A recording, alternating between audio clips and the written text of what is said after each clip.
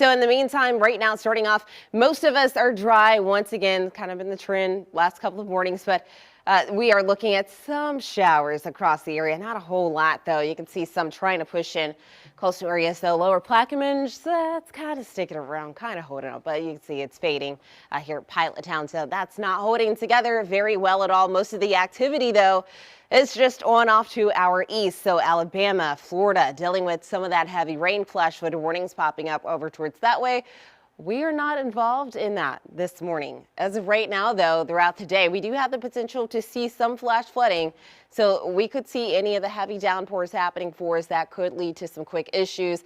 I know down in Grand Isle, speaking of, we had some flood advisories yesterday, so quite a bit of rainfall yesterday. So it was very, very rainy for quite some time, and then everybody else got their share of some scattered storms. So here's what's going on. So if you're around the water, trying to get on the water, you're going to deal with some thunderstorms for this morning. That's going to be the case for you. That will try to move inland, but I think as we get closer to noon, we'll see more of these pop-ups happening for us. Not everyone's going to see this at the same time, so it's going to be very hit or miss. So it does not look to be as rainy as previously thought, but it's still going to have a chance to see some rain. And again, we could see some heavy downpours that could lead to some of those issues. So let's not let our guard down. Temperatures right now, 70s, a couple of 80s though popping up. 80 over in Houma starting out, but 75 over in Galliano. Highs for today, pretty typical for this time of the year, upper 80s, some lower 90s for you. And then as we get closer to the weekend, temperatures are going to go up.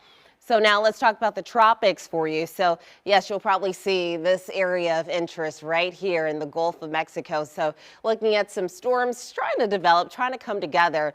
That's going to cross over the Yucatan Peninsula. And then it's going to have a very low chance of seeing some development. That likely is going to go on land, so looking at potentially west, northwest, as far as impacts to us, not expecting to have any. And then also we're still keeping a track of Tropical Storm Erin. Again, let's ease your mind this morning, not going to have any impacts on us.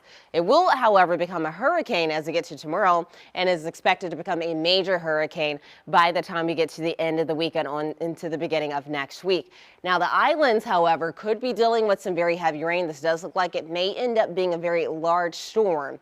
Current tracks of it going to continue to take it on up and away from the eastern coast, which is some good news for everyone. All right, rain chances as we look ahead next couple of days for us going to stay pretty consistent, and this looks to be that typical summertime pattern, so I don't see anything too major and as far as ways rain heavy downpours. Now rain tracker next 3 days for us. You can see North Shore, some of you could get about an inch or two.